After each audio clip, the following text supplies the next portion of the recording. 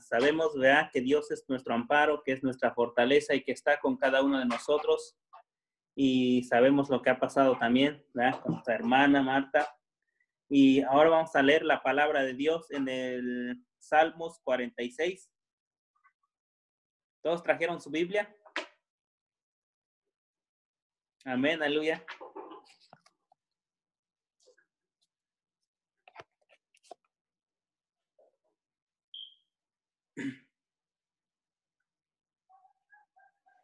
Amén. Vamos a leerlo todos juntos, el Salmos 46. Bueno, yo lo voy a leer, no los voy a escuchar, pero vamos a leerlos todos. Amén.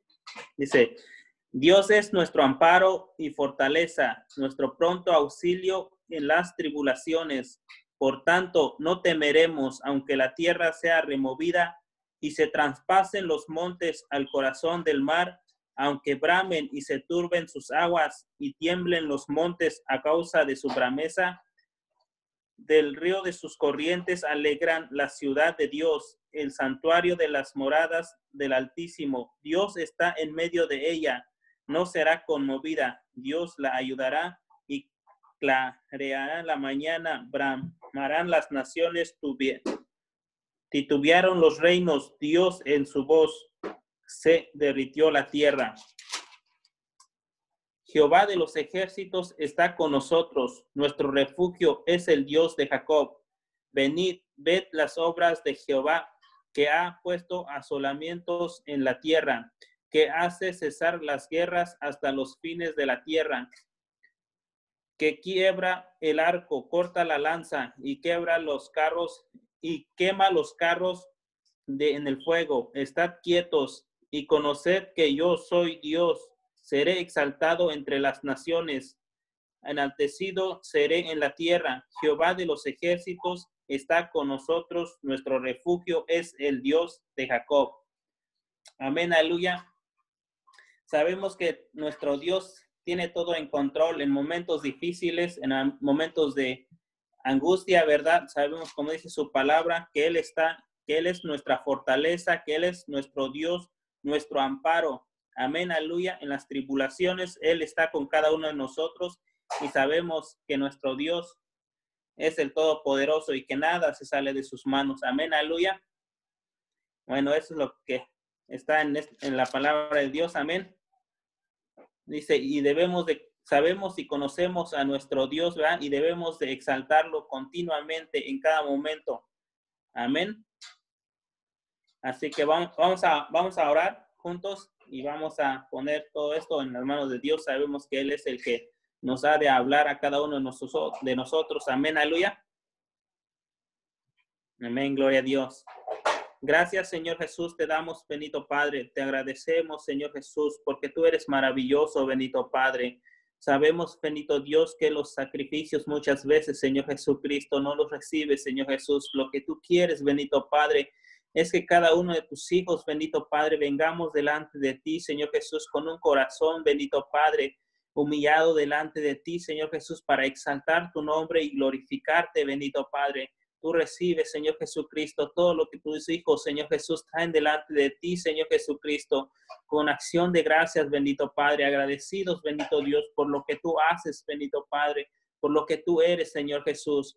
Gracias, bendito Dios, por cada uno de nuestros hermanos que se han conectado, bendito Padre, por los que están en conectarse, Señor Jesús.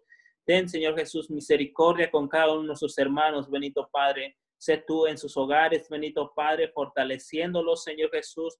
Te damos gloria, bendito Dios, porque sabemos que hasta hoy has ayudado a cada uno de sus hermanos, bendito Padre. Aunque nuestros hermanos pasen, Señor Jesucristo, por momentos difíciles, Señor Jesús, por lo que está pasando, Señor Jesucristo, con nuestra hermana Marta, Señor Jesús, sé tú su fortaleza, su refugio, bendito Padre, con cada uno de sus familiares, bendito Padre. Toca, Señor Jesús, el corazón de cada uno de sus familiares que no te han conocido, Señor Jesucristo, y que seas tú obrando en sus hogares, bendito Padre. Fortalécelos, bendito Dios, y sé tú con cada uno de sus familiares, bendito Padre. Sé tú con cada uno de nuestros hermanos, Señor Jesús, que están aquí, bendito Padre, que han tomado esa decisión, Señor Jesús, de acercarse delante de ti, Señor Jesucristo, que juntos, bendito Dios, hayamos venido, Señor Jesucristo, delante de ti, bendito Padre, que tomemos este momento, Señor Jesús, que tú has puesto, Señor Jesús, para escudriñar de tu bendita palabra, Señor Jesús, para escuchar de tu bendita palabra, Señor Jesucristo.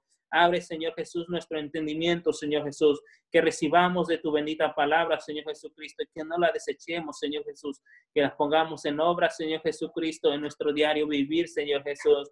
Ayúdanos, bendito Padre, y bendice, Señor Jesucristo, a nuestro hermano, Señor Jesucristo, Miguel, bendito Dios, que va a traer tu bendita palabra, Señor Jesús. Habla a cada uno de tus hijos, bendito Padre, y sabemos, bendito Dios, que recibimos en cada momento de tu palabra, Señor Jesús, pues no sabemos nada, bendito Padre. Cada día tú nos hablas, bendito Dios, cada día, Señor Jesús, traes algo nuevo para cada uno de nuestros hermanos, Señor Jesús. Gracias, bendito Dios, te damos a ti la gloria y la honra, Señor Jesús. Glorifícate, Señor Jesucristo, y seas exaltado en cada momento, Señor Jesús. Aunque hagan momentos difíciles, Señor Jesucristo, aunque la tierra tiemble, Señor Jesucristo, que nos acerquemos delante de ti, Señor Jesús, y glorifiquemos tu santo nombre, Señor Jesucristo.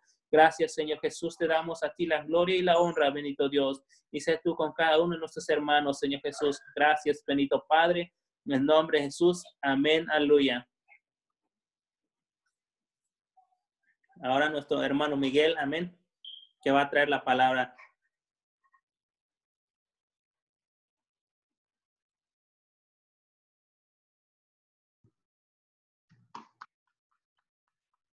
Dios los bendiga, hermanos. ¿Sí me escuchan? Gloria a Dios. Pues vamos a dar inicio primeramente a un saludo a nuestra hermana Marta y que pues que sea el Señor dándole fortaleza a ella y a su familia, y ellos saben pues que nuestra hermana Marta sabe que la amamos y que pues no podemos estar juntos físicamente, pero pues que reciban nuestro amor en el Señor, y la fortaleza, y nuestras oraciones van a ser para con su familia, y que Dios los siga ayudando, fortaleciendo, y pues que ahora más miembros de su familia puedan venir a Cristo, que Dios use esto para que traiga a su familia a los pies del Señor, y que puedan creer, amén. Porque Dios sabe, es el que sabe sacar de las cosas malas que pasan, pues a nuestro parecer, siempre Dios saca algo bueno, y siempre Dios tiene un propósito. Dios siempre tiene propósitos más allá de lo que podamos nosotros ver, amén. Amén, gloria a Dios. Así que, bueno, vamos a comenzar. Veíamos la vez pasada, estábamos viendo en Efesios. Vamos a leer Efesios 6. Vamos a leer del 10 al 17, amén. La palabra de Dios la leemos en el nombre del Padre, del Hijo y del Espíritu Santo, amén. Por lo demás, hermanos míos, fortaleceos en el Señor y en el poder de su fuerza. Vestíos de toda la armadura de Dios para que podáis estar firmes contra las acechanzas del diablo. Porque no tenemos lucha contra sangre y carne, sino contra principados, contra potestades, contra los gobernadores de las tinieblas de este siglo, contra huestes espirituales de maldad en las regiones celestes. Por tanto, tomad toda la armadura de Dios para que podáis resistir en el día malo, y habiendo acabado todo, estar firmes. Estad pues firmes, ceñidos vuestros lomos con la verdad, y vestidos con la coraza de justicia, y calzados los pies con el apresto del evangelio de la paz. Sobre todo, tomad el escudo de la fe, con que podáis apagar todos los dardos de fuego del maligno, y tomad el yelmo de la salvación y la espada del Espíritu, que es la palabra de Dios. Amén. Hasta ahí. Gloria a Dios. Amén. Hemos estado viendo la armadura de Dios. Por título continuamos con el mismo título, la armadura de Dios, la armadura de batalla. Es una batalla espiritual. Y solamente para hacer un recuento a lo que hemos estado viendo en los sermones pasados, primero veíamos que tenemos un adversario, que tenemos un adversario que es un adversario poderoso, es un adversario organizado, es un adversario, nuestro enemigo es astuto y inteligente, y no solamente está solo, sino que tiene todo un sistema, tiene a los demonios que están sirviéndole a él. Y él tiene métodos y él tiene estrategia, no es un enemigo que actúa nomás a lo loco. De hecho, cuando Jesús estaba expulsando un demonio, le dicen, a Jesús que expulsaba demonios en el nombre de Belcebú. Y Jesús dice, ¿tú crees que, parafraseando, ¿tú crees que el diablo es como de una manera torpe, de que va a expulsarse a él mismo, va a atacar su propio reino? Entonces, lo que está dando a entender Jesús es que el diablo es astuto y tiene un reino organizado y que no va a actuar nomás a lo tonto.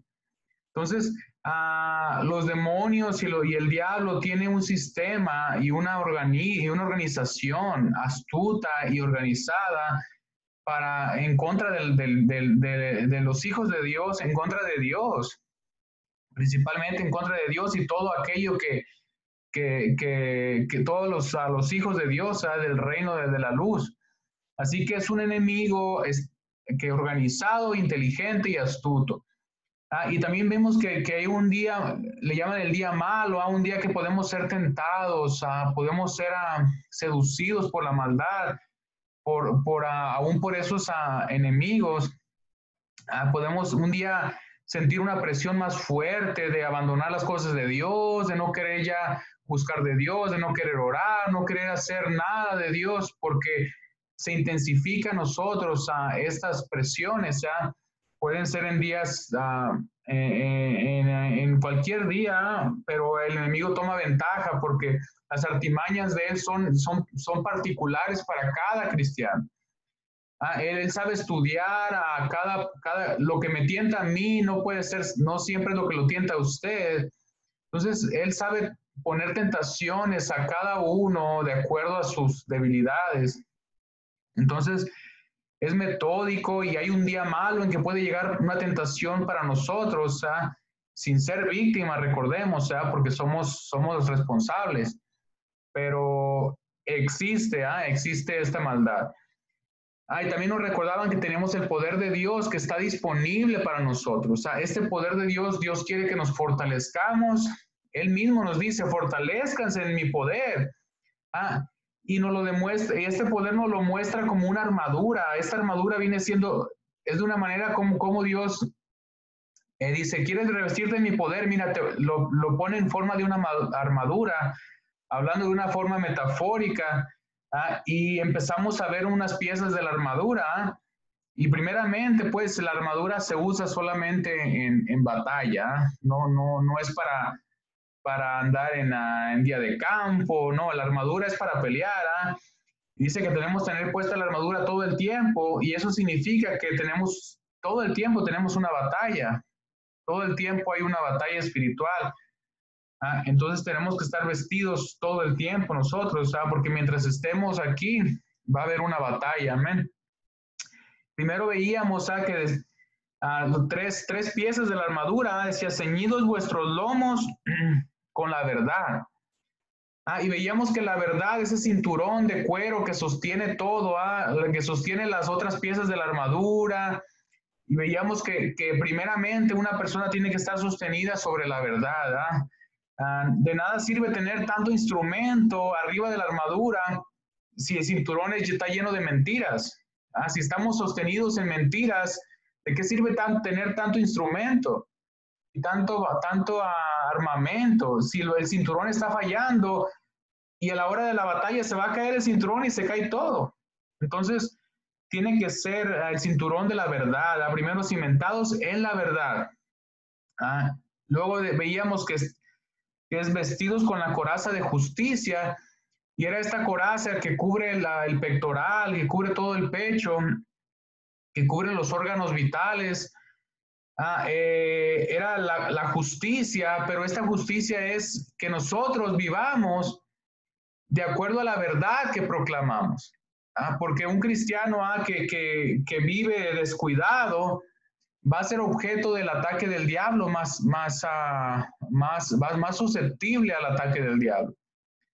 Un cristiano que se descuida en su vida práctica claro que va a ser atacado y apuntado aún por los incrédulos, o las voces le van a decir, tú no eres cristiano, tú no sirves, y empiezan a atacar porque está viviendo una vida descuidada.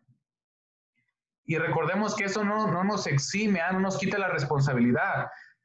Si no somos víctimas, recordemos en todo esto, somos responsables.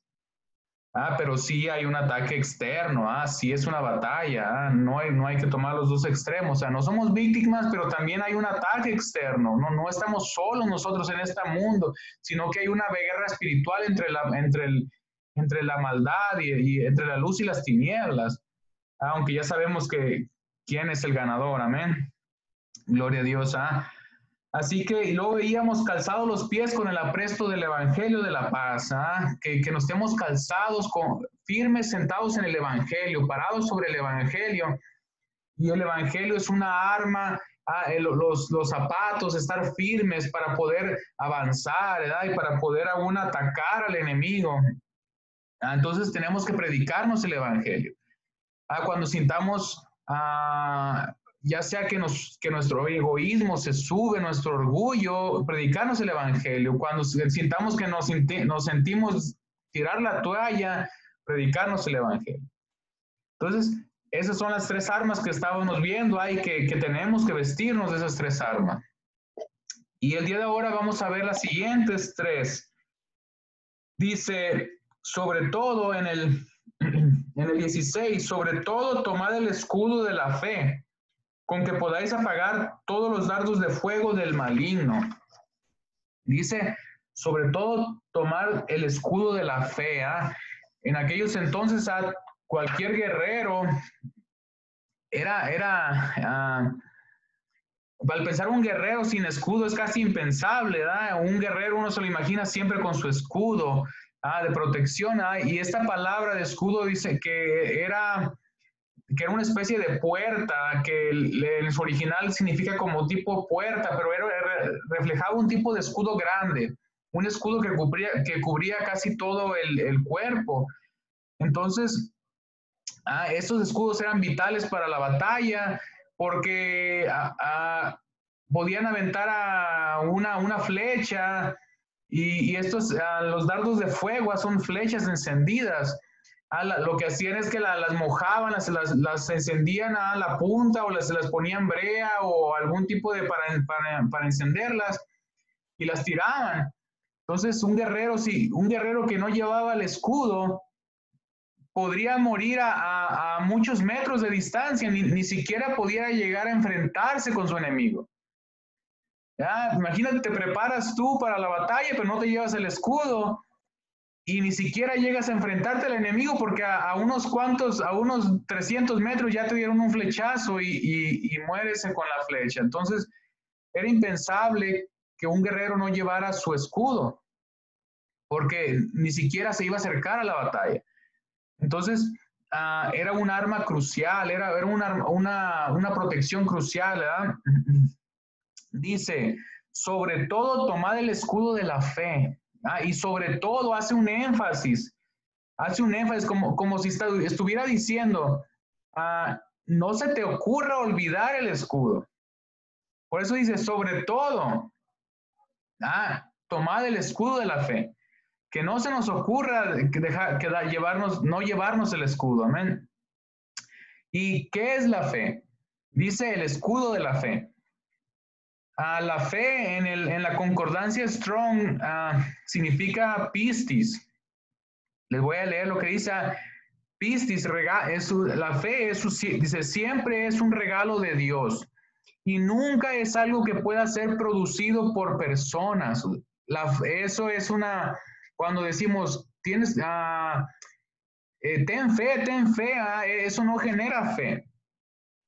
Eso es una emoción, eso el decir, tienes que tener fe, no puedes generar fe, la fe no se puede generar, la fe es un regalo de Dios. No podemos crear fe, no podemos comprarnos un litro de fe, o no sé, no podemos hacer nada para aumentar nuestra fe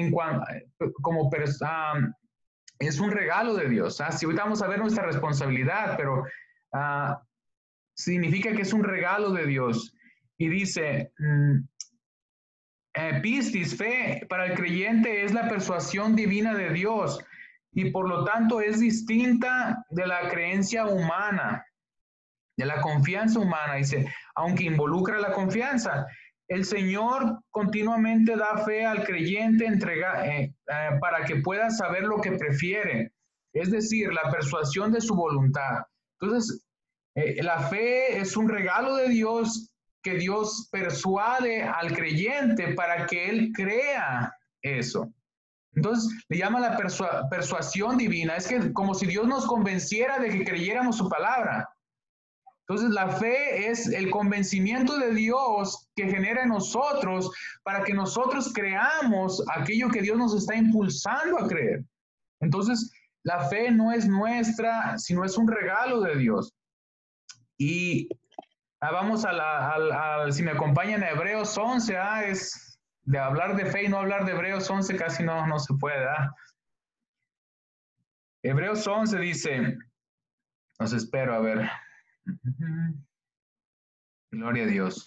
Hebreos 11:1 dice, es pues la fe, la certeza de lo que se espera, la convicción de lo que no se ve. Fíjense, esto es la fe, tener una certeza de lo que se espera, estar 100% seguro de que se esperas algo y la convicción de lo que no se ve. Y esto solamente se puede hacer en el contexto de Dios, porque en esta vida no tenemos certeza de nada a que nosotros podamos decir, va a pasar esto mañana o no va a pasar, o esto, no tenemos certeza. Nomás solamente en lo que tenemos certeza es en las cosas, en lo que Dios ha prometido. Fíjense, les voy a leer, vamos a leer casi realmente todo el capítulo 11, les voy a leer rápido, porque quiero mostrar algo ahí. Porque por ella alcanzaron buen testimonio los antiguos, en el 2. Y fíjense todo lo que dice por la fe. Por la fe entendemos haber sido constituido el universo por la palabra de Dios, de modo que lo que se ve fue hecho de lo que no se veía. Por la fe entendemos. Entonces, la fe nos hace entender. Aunque no lo vemos, no vimos cómo se creó el universo, dice, pero por la fe nosotros podemos entender algo intelectualmente. Por la fe entendemos.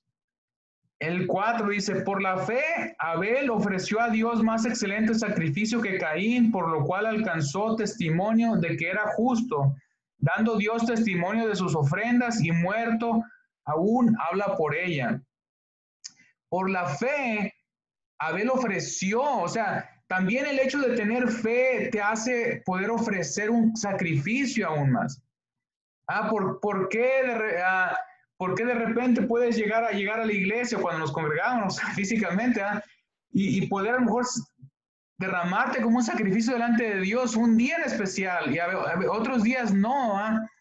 Hay una diligencia nuestra también que tenemos que hacer, pero también por la fe, por creer que realmente Dios está ahí, es digno de toda gloria, de toda honra y puedes ofrecer un sacrificio. Ofrecerte como olor fragante o hacer algo para Dios por la fe. La fe nos hace poder ofrecernos a Dios de una manera grata, porque realmente sin fe es imposible agradar a Dios. Y continuemos en el 5. Por la fe Enoc fue traspuesto para no ver muerte y no fue hallado porque lo traspuso Dios, y antes que fuese traspuesto, tuvo testimonio de haber agradado a Dios. Por la fe, él pudo agradar a Dios. Por la fe de Enoc, dice, no agradó a Dios por su esfuerzo, por algún tipo, va incluido, pero realmente fue la fe el motor que lo movió a vivir una vida agradable delante de Dios. La fe fue el motor que lo impulsó a realmente él hacer lo que tenía que hacer para agradar a Dios. Entonces, por la fe, agradó a Dios. En el 6 dice, pero sin fe es imposible agradar a Dios, porque es necesario que el que se acerca a Dios crea que le hay y que es galardonador de los que le buscan. Entonces, sin fe no podemos agradar a Dios. parece paradójico. Les estoy diciendo que no puede generar fe usted, pero para agradar a Dios necesitamos fe. Entonces, que todos queremos agradar a Dios, pero no puedo generar mi propia fe. Entonces, si yo quiero agradar a Dios, ¿cómo le puedo agradar si yo no puedo generar la propia fe? Y ahorita lo vamos a ver. Fíjense, por la fe, Noé, cuando fue advertido por Dios acerca de cosas que aún no se veían, con temor preparó el arca en que su casa se salvase, y por esa fe condenó al mundo y fue hecho heredero de la justicia que viene por la fe. Por la fe, Enoc tuvo temor, dice, temor de Dios para preparar el arca. Entonces, ¿qué fue lo que movió a Noé? La fe movió a Noé y le dio temor. Queremos tener más temor de Dios, tenemos que tener la fe suficiente para poder temer a aquel Dios que Noé temió. Por la fe lo hizo moverse. Y me encanta cómo dice aquí, por esa fe condenó al mundo y fue hecho, fíjese lo que heredó, fue hecho heredero de la justicia que viene por la fe. Noé, por su fe, heredó justicia, no heredó un terreno, heredó la justicia de Dios. Me encantó cuando lo vi, fue como que ¡pum! Heredó la justicia. Noé creyó y heredó la justicia de Dios. Le dijo Dios, toma, has heredado mi justicia. No la de él, heredó la justicia de Dios por la fe, porque le fue contado por justicia, le creyó también a Dios. En el 8, por la fe Abraham, siendo llamado, obedeció para salir al lugar que había de recibir como herencia y salió sin saber a dónde iba. Dice que Abraham por la fe obedeció. Queremos obedecer más a Dios, necesitamos fe. Muchas veces nuestra falta de obediencia es porque no estamos creyendo realmente. Nuestra falta de obediencia es porque no estamos creyendo realmente que en Dios, como lo revela la Escritura. Si creyéramos que Dios es omnisciente y que Dios todo lo sabe, que Dios es omnipresente, ¿nos atreveríamos a hacer pecados enfrente de Él? A veces no lo creemos porque nos falta la fe para creer que Él está ahí mirándonos en ese instante. Y nuestra falta de fe también es una falta de obediencia, se refleja en una falta de obediencia. Por eso dice que Abraham por la fe obedeció. La fe lo movió a su obediencia. Ahí dice en el 9, por la fe habitó como extranjero en la tierra prometida, como en tierra ajena, morando en tiendas con Isaac y Jacob, coherederos de la misma promesa. Por la fe, él pudo sacrificarse habitando como extranjero. O sea, por la fe, él tuvo el empuje para poder habitar como extranjero, para poder sufrir como un extranjero y ni siquiera, dice que ni siquiera pudo tener el territorio de lo que pisa su pie. Entonces, pero eso lo hizo por la fe. Gloria a Dios. Dice en el 10, porque esperaba la ciudad que tiene fundamentos, cuyo arquitecto y constructor es Dios. El 11, por la fe también la misma Sara, siendo estéril, recibió fuerza para concebir y dio luz aún fuera del tiempo de la edad, porque creyó que era fiel quien lo había prometido. Sara, por la fe, recibió fuerza. Queremos recibir fuerza, necesitamos creer. Creer en aquel que da la fuerza. Por la fe, Sara recibió fuerza para poder concebir, ya estando grande de edad. Dice en el 12, por lo cual también de uno y ese ya casi muerto salieron como las estrellas del cielo en multitud y como la arena innumerable que está en la orilla del mar. En el 13, conforme a la fe, murieron todos estos sin haber recibido lo prometido. Fíjense, conforme por la fe, ellos murieron y caminaron hasta aún sin verlo, porque es una fe que no necesita verlo. Una fe que no necesita creer en lo que miran sus ojos, sino solamente creerlo. Amén.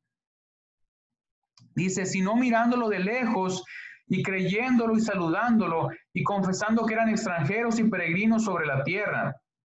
Porque los que esto dicen claramente dan a entender que buscan una patria, pues si hubiesen estado pensando en aquella de donde salieron, ciertamente tenían tiempo de volver, pero anhelaban una mejor, esto es celestial, por lo cual Dios no se avergüenza de llamarse Dios de ellos, porque les ha preparado una ciudad. En el 17, por la fe Abraham, cuando fue probado, ofreció a Isaac, y el que había recibido las promesas ofreció a su unigénito. Por la fe, él cuando fue probado, él pudo tener una respuesta a su prueba. Pudo reaccionar de una manera agradable cuando fue probado. Dice, habiéndosele dicho, en Isaac te será llamada descendencia, pensando que Dios es poderoso para levantar aún entre los muertos, de donde en sentido figurado también le volvió a recibir. En el 20, por la fe bendijo Isaac a Jacob y a Esaú respecto a cosas venideras. Por la fe bendijo. Por la fe lo movió a bendecir. En el 21, por la fe Jacob al morir bendijo a cada uno de los hijos de José y adoró apoyado sobre el extremo de su bordón. También por la fe pudo adorar. Por la fe José al morir mencionó la salida de los hijos de Israel y dio mandamiento acerca de sus huesos. Por la fe José hizo planes para el futuro de acuerdo a lo que Dios le había dicho. Por la fe. Él dijo que llevaran sus huesos y todavía ni siquiera salían de Egipto, pero él dijo, cuando Dios los saque, lleven mis huesos. 23, por la fe Moisés cuando nació fue escondido por sus padres por 3 meses porque le vieron niño hermoso y no temieron el decreto del rey. Por la fe no tuvieron miedo y fueron y actuaron. 24, por la fe Moisés, hecho ya grande, rehusó llamarse hijo de la hija de Faraón. Por la fe Moisés rechazó y no rechazó un imperio pequeñito, rehusó y rechazó un imperio enorme.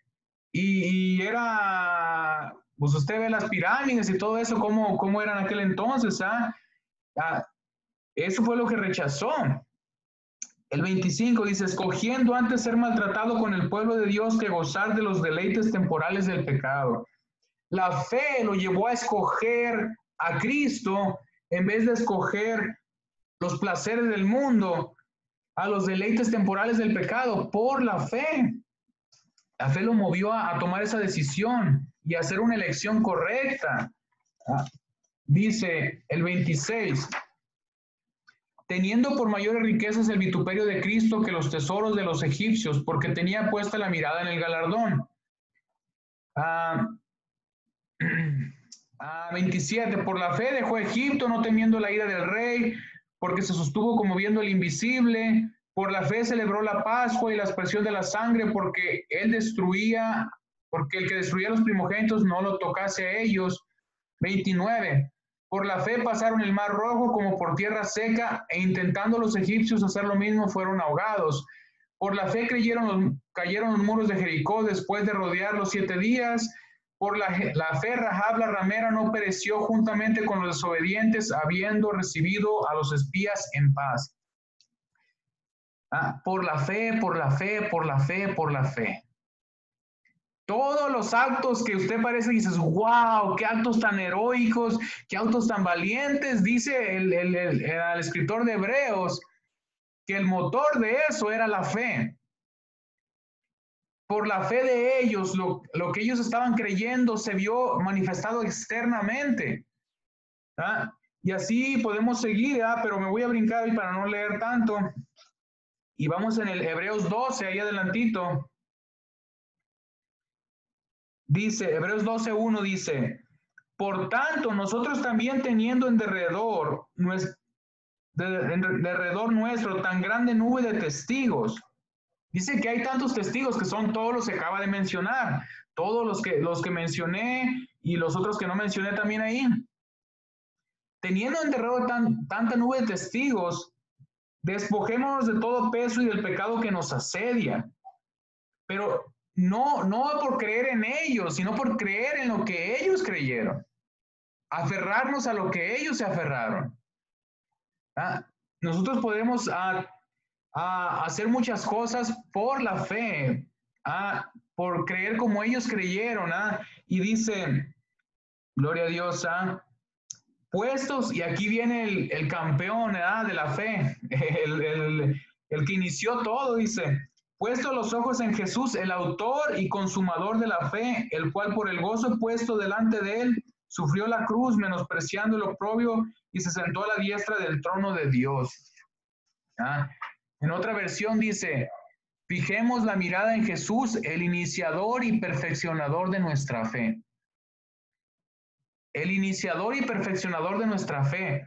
Lo que está diciendo es que nosotros, como esa fe que tenían ellos, y sobre todo imitando a Jesús, que Él inició en nosotros, Él nos dio la fe para creer.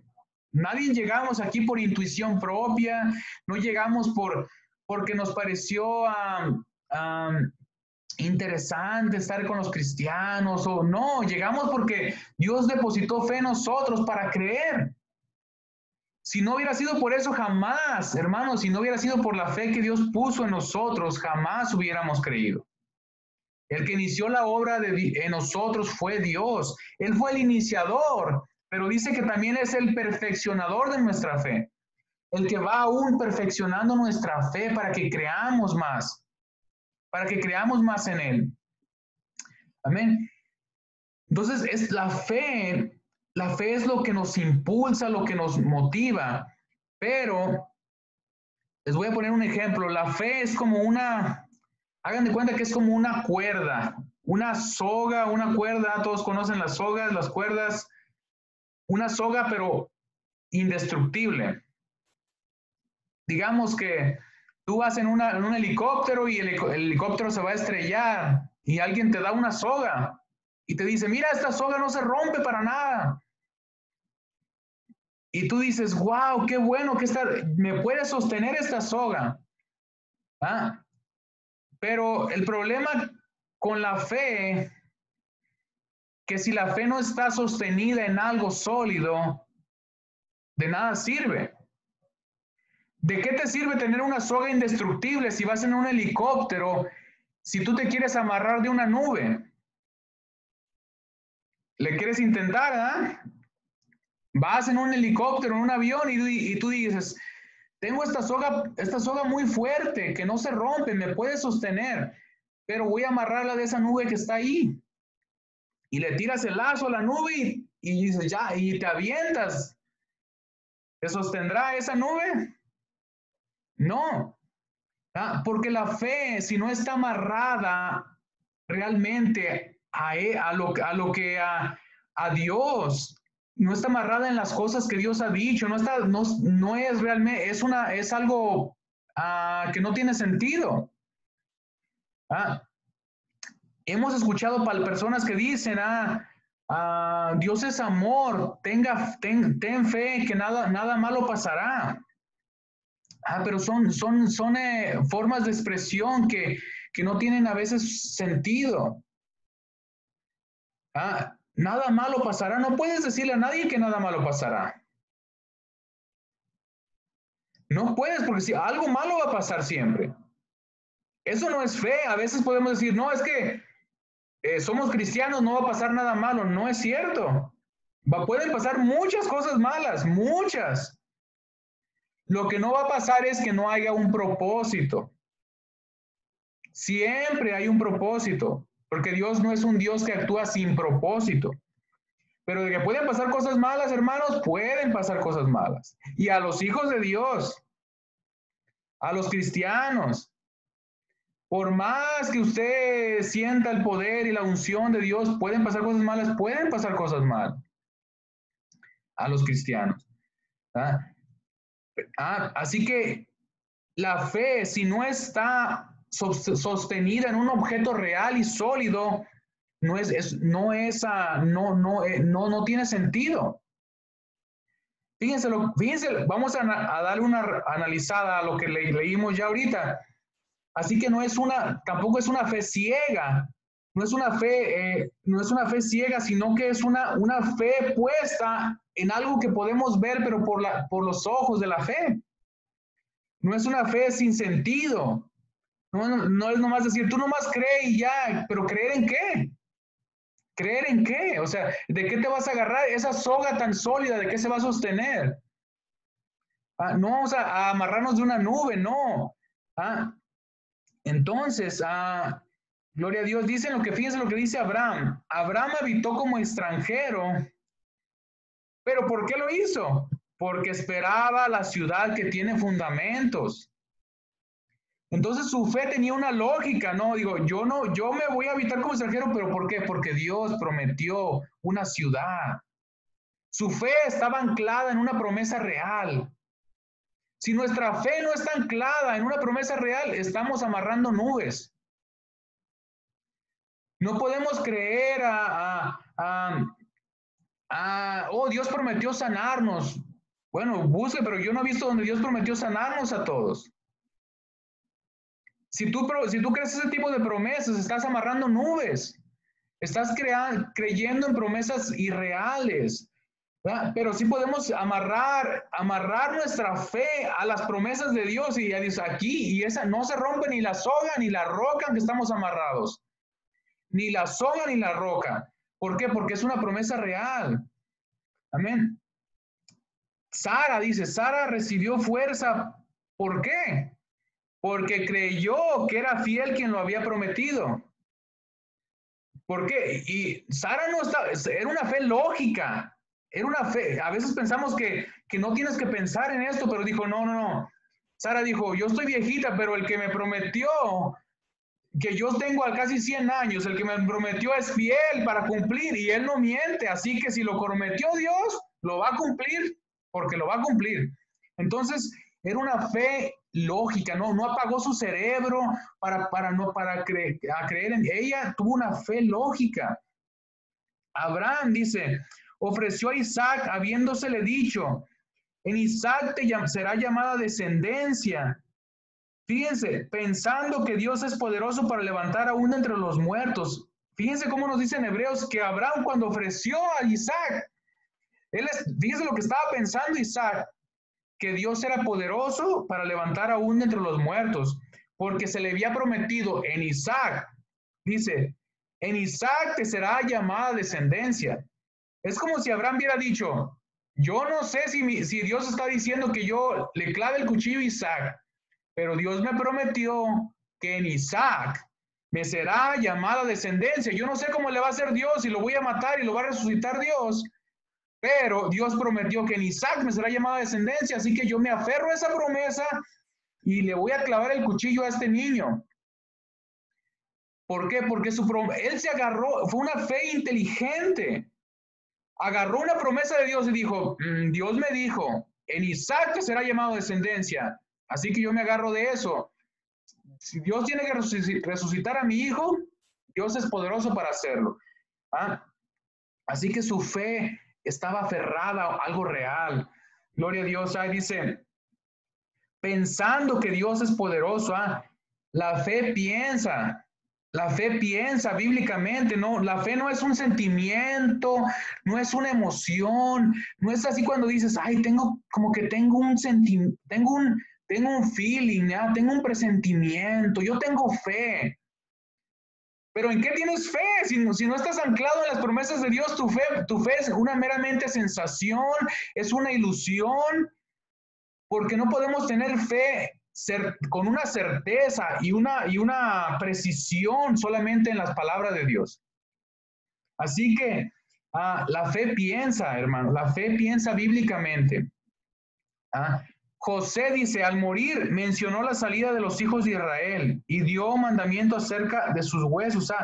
José, por la fe, él aún creyó que iba a salir. Por eso dijo, mis huesos se los llevan. ¿Por qué? Porque Dios me dijo que los va a sacar. Y si Dios dijo que los va a sacar, vayan escogiendo dónde van a poner mis huesos, porque esto es una certeza. Puedo apostar, ¿verdad? Como si podríamos apostar todo lo que teníamos. ¿Por qué? Porque absolutamente va a pasar. No apueste, nomás estoy diciendo que puede. Gloria a Dios.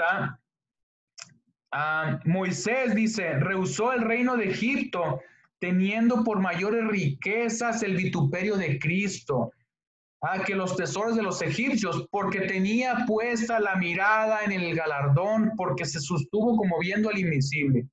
Entonces, la fe de él tenía puesto la mirada en el galardón, era una fe puesta en algo. Gloria a Dios. Así que la fe no es pasiva, la fe es activa, la fe te hace hacer cosas. Y de hecho en Santiago 2:18 nos dice que la fe no es invisible.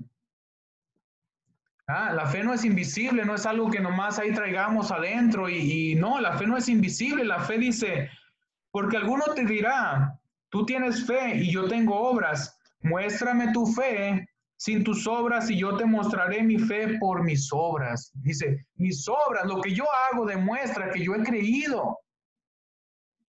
Amén. Gloria a Dios. ¿Por qué traigo todo esto? Me extendí mucho en la fe, pero quiero recalcar esto. ¿Cuál es nuestra responsabilidad para crecer en fe? Si no Dios, déjale leer esa palabra, si Dios es el que aumenta la fe, ¿cuál es mi responsabilidad? Si estamos viendo que la fe viene de Dios y yo por esa fe que tengo de Dios voy a obrar, ¿cuál es mi responsabilidad? Y una pregunta, ¿quién manda la lluvia? Dios, Dios manda la lluvia. ¿Me voy a mojar si me quedo adentro de la casa? No, ¿qué voy a hacer? Yo me tengo que salir a la lluvia que Dios manda. Así igual, Dios manda la fe. Lo que yo tengo que hacer yo es ponerme a los medios que Dios usa para darme la fe. Y dice en Romanos que la fe es por el oír. Y el oír es por la palabra de Dios. Así que cuando escuchamos la palabra de Dios, primero se nos abren los oídos espirituales y empezamos a tener fe. Así que nuestra responsabilidad es salir a la lluvia, es escuchar la palabra de Dios, es leer la palabra de Dios, y que por medio de esa palabra nosotros poder tener fe. No te va a llegar fe nomás estando ahí acostado en tu casa o viendo el celular, el Facebook, y diga, wow, me llegó una ola de fe y creo más. No, la fe Dios te la va a impartir por medio de su palabra, va a darte fe en tu corazón, más convicción de pecado, más convicción de su presencia, más convicción de sus verdades, de sus promesas, de sus advertencias. Eso es fe. Amén. Gloria a Dios. Así que nuestra responsabilidad es exponernos a donde Dios da la fe. Gloria a Dios. Pero ¿para qué me sirve? Volviendo a Efesios, me salí. ¿Para qué me sirve este escudo de la fe? Dice que para apagar los dardos de fuego del maligno. Gloria a Dios. ¿Cuántas veces no has recibido tú un ataque hacia tu fe? ¿Cuántas veces no has recibido un ataque de que para qué sigues adelante? ¿Para qué te esfuerzas? ¿Para qué vas a la iglesia? ¿Para qué oras? ¿Para qué haces esto? ¿Para qué te portas bien? ¿Para qué? Todos podemos decir un ejemplo de eso. Vemos el ejemplo de Asaf. Asaf, Asaf veíamos que en el Salmo 73, creo que cuando Asaf le dice que por poco se resbaló, que porque vio la prosperidad de los incrédulos y tuvo envidia. Y podemos ver ahí a Asaf titubeando. Me imagino los dardos de fuego del maligno enviándole a su cabeza a decir, ¿para qué te esfuerzas? Mira, prosperan más los otros. Tú te esfuerzas en Dios y los otros les va mejor. ¿Cuántas veces no podemos recibir esos ataques? Y esos son ataques del maligno. Y no sé si ahorita muchos los estén escuchando, los estemos escuchando, pero no debemos de dar cabida a esas voces, amén, sino irnos hacia Dios, amén, porque son dardos de fuego del maligno que quieren penetrar en nosotros para hacernos desistir de nuestra fe. Dios nos ha dado ya la fe para creer, nos ha dado la fe para guardarnos de pecados, de muchos pecados. Pero cuando viene el ataque del maligno, tu fe como quiere atacarte a ti y no traes el escudo de la fe para protegerte, esa fe que acabamos de ver, tú vas a dejar entrar y vas a creerle.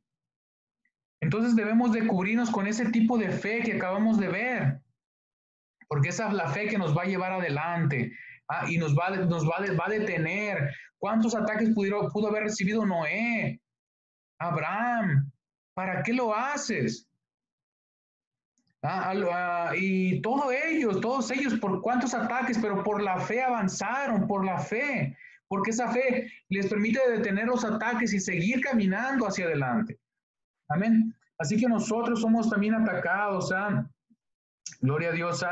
Así que como una aplicación, le tenemos que pedir a Dios que aumente nuestra fe, porque es un regalo de Dios, pero tenemos que ponernos nosotros en la lluvia de la palabra de Dios, en exponernos a la buena palabra de Dios, a leer la palabra de Dios, a predicarnos la palabra de Dios, a estudiar más de la palabra de Dios. Amén. Así que eso nos va a proteger de los ataques de fuego del maligno. Gloria a Dios.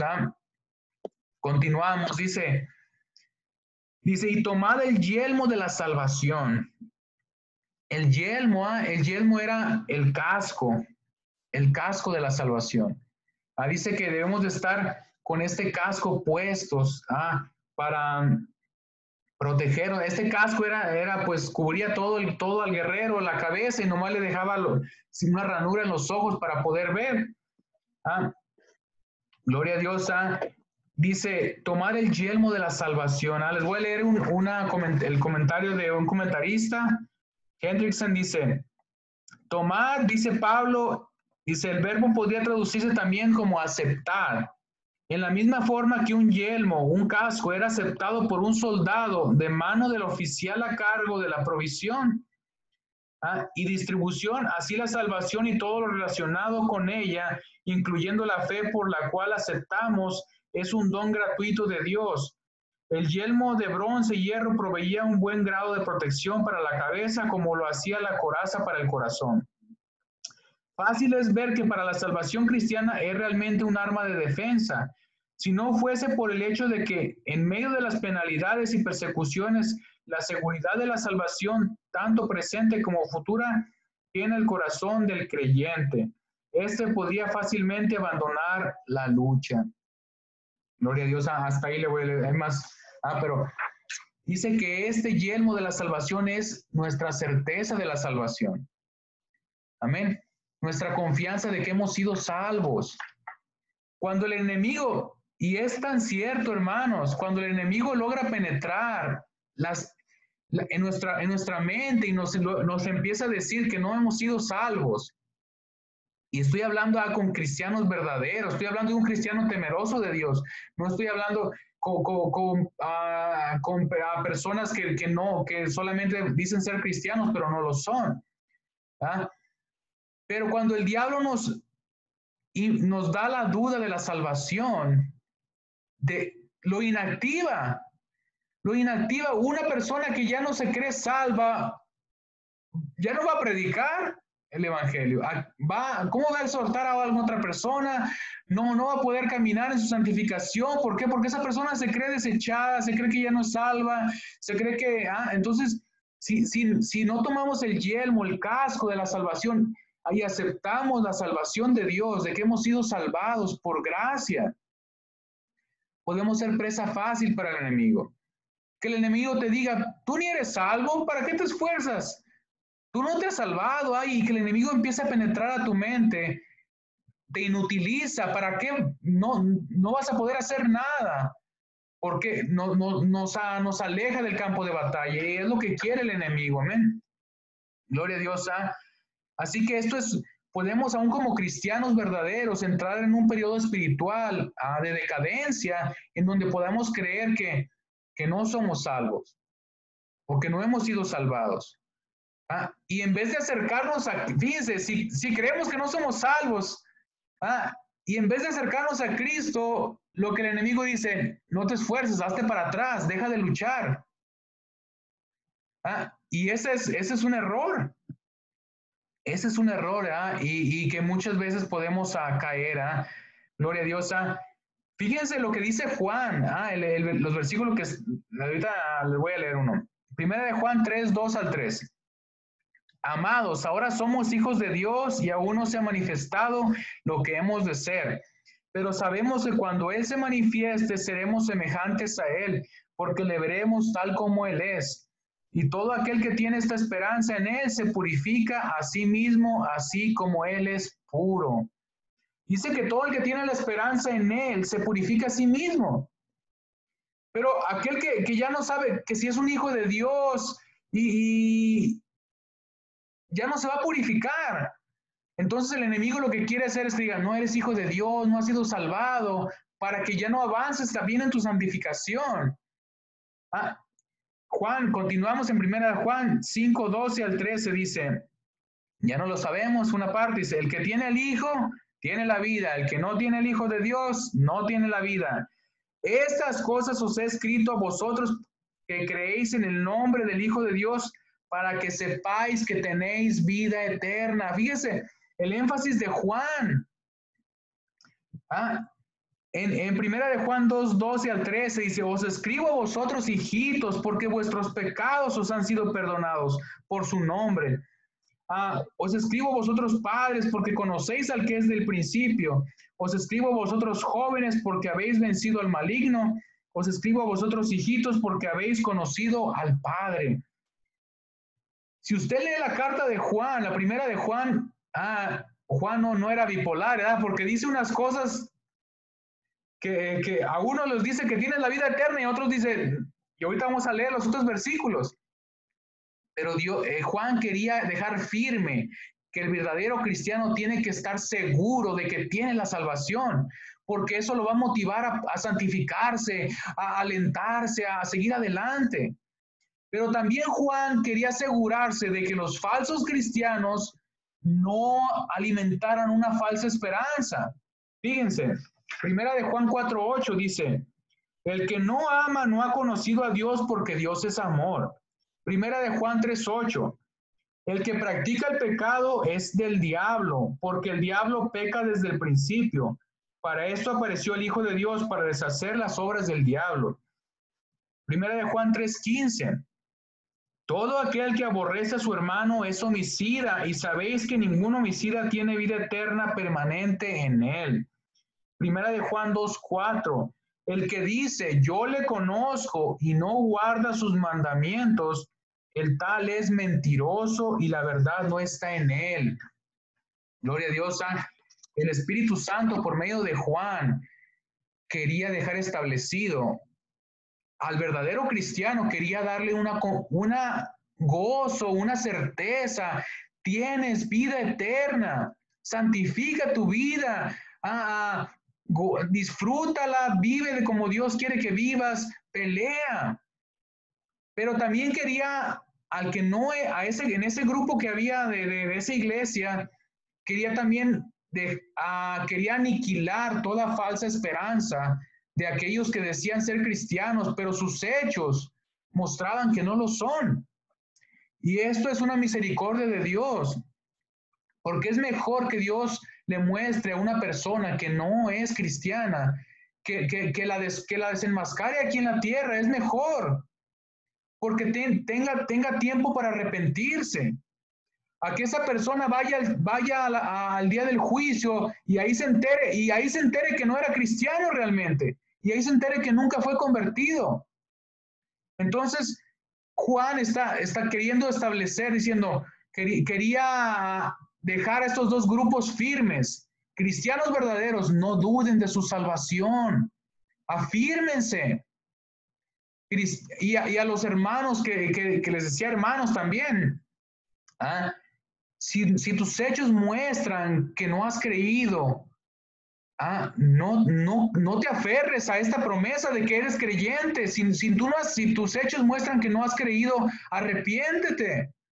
No te pongas en el grupo de los hijos de Dios. Mejor arrepiéntete para que Dios te traiga ahora sí a los hijos de Dios. Amén. Así que este escudo debemos de traerlo puesto. Si hemos creído, si realmente estamos caminando y contra el temor de Dios, no de una manera perfecta porque todos fallamos, pero si tenemos el temor de Dios, de agradarle, de perseverar, de que nos duele el pecado, cuando fallamos, tenemos que seguir adelante, pero no tenemos que dudar de nuestra salvación. No porque sea nuestra, porque dicen, no, es que son orgullosos los cristianos porque dicen, yo soy salvo. No es porque es nuestra. Somos salvos porque fue un regalo de Dios, un regalo inmerecido. Amén. Así que no dudemos. Esta es nuestra enseñanza en este armamento de la cabeza. Dice, 1 Timoteo 6:2 dice, pelea la buena batalla de la fe, echa mano de la vida eterna, a la cual asimismo fuiste llamado, habiendo hecho la buena profesión delante de muchos testigos. Le dice Pablo a Timoteo, pelea la buena batalla de la fe, echa mano de la vida eterna. Tú eres salvo, echa mano de esa vida eterna, pelea. Pero si alguien cree que no es salvo, no va a poder pelear. ¿Cómo va a compartir un mensaje que ni siquiera él cree que lo tiene? No puede, no se puede. Entonces, un cristiano que no cree que es salvo está inactivo. Aunque haya sido salvo, porque sabemos que la salvación no se pierde por el hecho de que tú tengas una seguridad. Si Dios ya te salvó, aunque tú dudes, te vas a salvar. Porque la certeza de la salvación es un regalo que Dios da, pero a veces traemos dudas a nuestra mente. No es necesario tener certeza de salvación para ser salvo. Si ya Dios te salvó y ya eres hijo de Dios, y muchas veces viene la duda a tu mente, tu duda no te va a quitar tu salvación. Son los ataques que muchas veces recibimos para dejar de pelear la batalla. Amén. Gloria a Dios. Así que aquí nuestra responsabilidad es que no dudemos, si realmente hemos creído, que no dudemos de nuestra salvación, porque no nos costó a nosotros, le costó a Cristo. Amén. Si yo dudo es porque me costó a mí, porque si veo mis obras es porque si me estoy viendo a mí. Amén. Por último, y de manera rapidísima, la última, la espada del Espíritu, que es la palabra de Dios.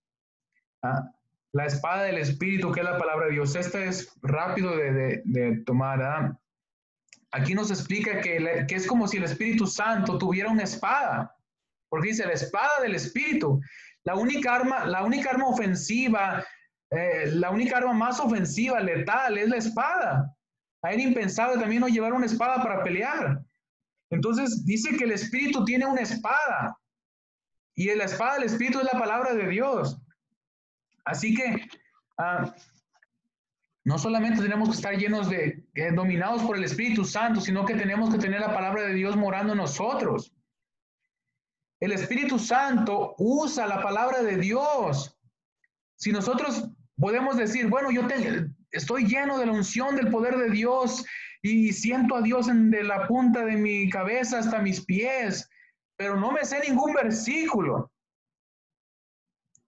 ¿Qué vamos a hacer con eso? El Espíritu Santo está ahí, pero el Espíritu Santo no tiene espada. No tiene con qué pelear el Espíritu Santo. El Espíritu Santo usa la palabra de Dios. Primeramente, con nosotros la usó. El Espíritu Santo vino y usó la palabra de Dios para partir nuestro corazón. Dice que penetra hasta partir el corazón y discierne las intenciones y pensamientos del corazón. Así que nosotros debemos de estar llenos del Espíritu Santo, no que fuera un líquido, pero llenos en cuanto a su presencia. Pero el Espíritu Santo va a usar la palabra. Si no sabemos nada de palabra, ¿qué va a usar el Espíritu Santo?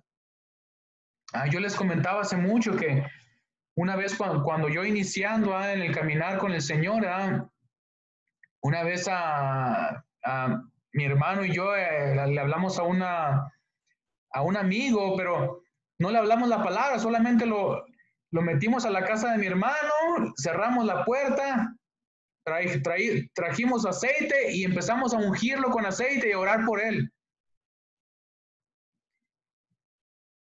Y sentíamos la presencia de Dios. Pregunta, ¿así se salvan las almas?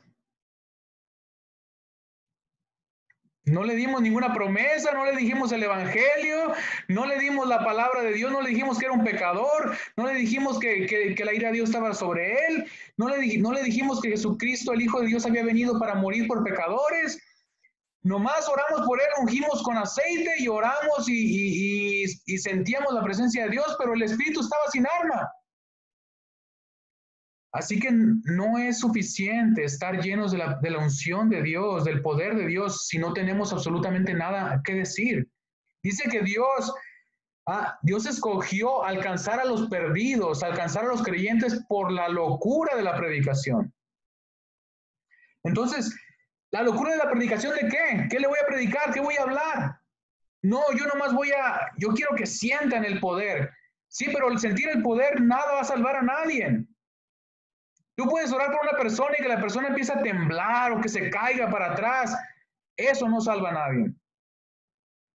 Si no es la palabra de Dios penetrando, el poder del Espíritu Santo, usando la palabra de Dios para penetrar el corazón y que esa persona sepa y que tenga convicción de pecado, que sepa que es un pecador que merece el infierno, que esa persona conozca quién es el amor de Dios, la ira de Dios y el amor de Dios que derramado a personas que merecían esa ira. Así que la espada, nuestro consejo, nuestra aplicación para esto es, no solo tenemos que estar llenos de la presencia de Dios, tenemos que saber la palabra de Dios, porque dice que el Espíritu Santo nos recordaría las cosas que nos había dicho. Pero si no sabemos la palabra de Dios, ¿qué nos va a recordar el Espíritu Santo? El Espíritu Santo, cuando nos quiere convencer de pecado, nos va a decir, hey, tac, tac, tac, tac, recuerda, y nos va a recordar un versículo. Nos va a hablar la palabra de Dios. El Espíritu Santo va a susurrar la palabra de Dios en nuestro corazón. Pero si no hay palabra de Dios morando en nosotros, ¿qué nos va a decir? Nos va a inquietar, pero no vamos a tener un entendimiento de qué es lo que nos está hablando Dios. Entonces, esa es la espada del Espíritu. Amén. Gloria a Dios. Así que nuestra responsabilidad, escudo de la fe, tener esa fe, orar a Dios, que Dios aumente nuestra fe, pero nosotros exponernos a la palabra de Dios, para que Dios use eso para aumentar nuestra fe. La salvación, no dudar de nuestra salvación, el casco y la espada del Espíritu. Igualmente, conocer la palabra de Dios, conocer las promesas. En la fe también conocer las verdaderas promesas de Dios. No agarrar promesas falsas, no estar amarrando nubes. Porque hay veces creemos o declaramos, yo declaro esto, pero si declaras cosas que Dios no prometió, pues, no. Tenemos que agarrarnos de lo que Dios prometió. Hay cosas que Dios no prometió. Gloria a Dios. Así que, gloria a Dios, hasta ahí. Gloria a Dios. Hasta ahí vamos a dejarle. Así que estemos vestidos de esa armadura. Que Dios nos ayude, porque esa armadura es lo que tenemos que estar puesto todo el tiempo de que estemos aquí, porque siempre vamos a tener una batalla. Muchas veces viene una batalla, tenemos temporadas que viene el día malo y viene a que titubeemos de nuestra fe, amén, para apartarnos de Dios. Pero la respuesta siempre va a ser, si escuchamos voces, la respuesta siempre es acércate a Dios. ¿Dudas de tu salvación? Acércate a Dios. Si sabes que estás firme en tu salvación, acércate a Dios. Son las únicas dos. La misma solución.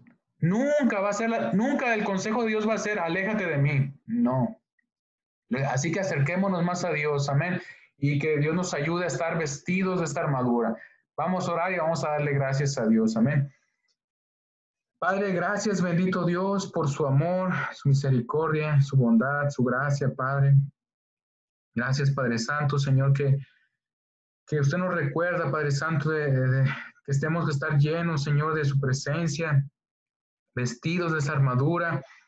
Ayúdenos, Padre Santo, Señor, a estar, que no nos falte ninguna pieza de la armadura, Señor, que estemos vestidos de la cabeza hasta los pies, Padre Santo, y que podamos, Señor, ser eficaces en la batalla, Señor, que podamos pelear esta buena batalla de la fe. Ayúdenos, bendito Dios, como esos, Padre Santo, Señor, héroes de la fe que leímos al principio, que por la fe hicieron tantas cosas, Señor. Ayúdenos por medio de esa fe, Señor, nosotros a poder actuar, Señor, poder vivir como a usted le agrada, Señor, poder ofrecer, poder santificarnos, poder temer, Padre, poder pelear, Padre Santo, Señor. Padre, gracias, Señor. Ayúdenos, Padre Santo, a no dudar de la salvación, Padre Santo, y ayúdenos, Padre Santo, Señor, a estar llenos de su palabra, Señor, para pelear con ella, Padre. Gracias, bendito Dios, le damos toda la gloria y toda la honra. Solo usted, Padre, en el nombre de Jesús. Amén y amén. Gloria a Dios. Gloria a Dios.